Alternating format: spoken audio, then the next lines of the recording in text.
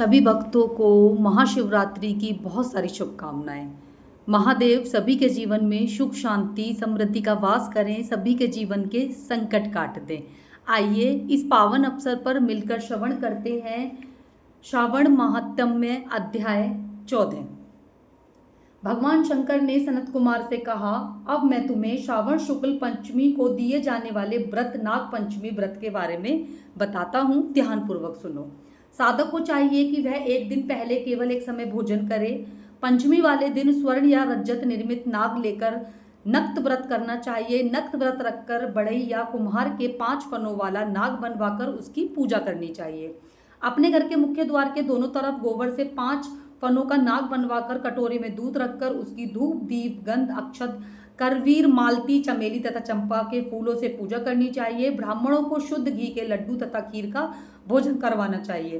कालिय नाग, तक्षक नाग, शंखपाल, वासुकी, शेष नाग, पद्मनाग आदि नागों को हल्दी व चंदन से दीवार पर बनाकर तथा नाग माता कद्रू को भी अंकित कर पुष्पों से पूजा करनी चाहिए।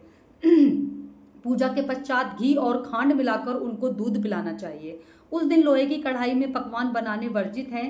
गेहूं और दूध की खीर बनाकर भुने चने, धान तथा लावा और भुने गो जो नागों को देने चाहिए एवं स्वयं भी उपरोक्त वस्तुओं का भोजन करना चाहिए। परिवार वालों को भी भोजन में यही वस्तु देनी चाहिए। सांपों की बाबी के पास गान बाद द्वारा उत्सव मनाना चाहिए। ऐसा करने वाले मनुष्य को जीवन भर कभी सर्प से डरने का भय नहीं होता। सर्प के दर्शन करने से ही मनुष्य अधोगति को प्राप्त होता है।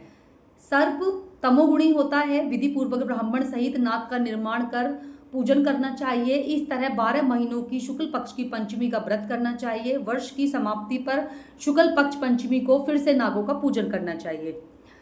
श्री नारायण जो सब स्थानों पर स्थित हैं, सब वस्तुओं को प्रदान करने की क्षमता रखते हैं। जो अपराजित हैं उनको स्वर्ण पर निमित्त वचन कहने चाहिए। इस प्रकार हे प्रभु, मेरे वश में हमारे पूर्वजों में से जो भी सर्पों के दंश से अधोगति को प्राप्त हुए हैं, वे इस व्रत तथा दान से मुक्ति को प्राप्त हो जाएं। इस प्रकार उच्चारण कर सफेद चंदन युक्त चावल के पानी को भक्ति पूर्वक वासुदेव श्री कृष्ण के निमित्त जल में छोड़ देना चाहिए। इस प्रकार व्रत पूजा और दान से साधक के वश में सर्प दंश के कारण मरे होंगे या भविष्य में मरने वाले होंगे सनत कुमार, ये सब सर्प योनि से मुक्त होकर स्वर्गलोक को पहुंच जाएंगे। इस प्रकार व्रत करने वाले अपने वंश का उद्धार कर शिव जी की सनादि में पहुंच जाते हैं। सनत कुमार, जो मनुष्य नाग की हत्या करते हैं उनके परिवार में अगले जन्म में पुत्र नहीं होता, और यदि होता है तो अधिक समय तक जीवित नहीं रहता।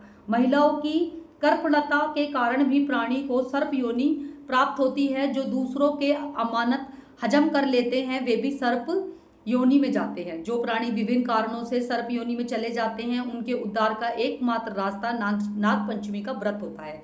जो प्राणी नाग पंचमी का व्रत तथा नाग पूजा करते हैं उनकी भलाई के लिए नागों के स्वामी शेष नाग, वासुकी नाग भगवान विष्णु से और भगवान शंकर से हाथ जोड़कर प्रार्थना करते हैं। शेष नाग और वासुकी नाग की प्रार्थना पर भगवान विष्णु और भगवान शंकर उन लोगों की सर्व मनोकामनाओं को पूर्ण करते हैं। वे प्राणी नाग लोक में अनेक प्रकार से भोगों को भोगकर वैकुंठ लोक को जाते हैं। ये था श्रावण मास के महात्म्य अध्याय 14। सभी भक्तों को एक बार फिर से महाशिवरात्रि की बहुत सारी शुभकामनाएं। हर हर महादेव, जय श्री कृष्ण।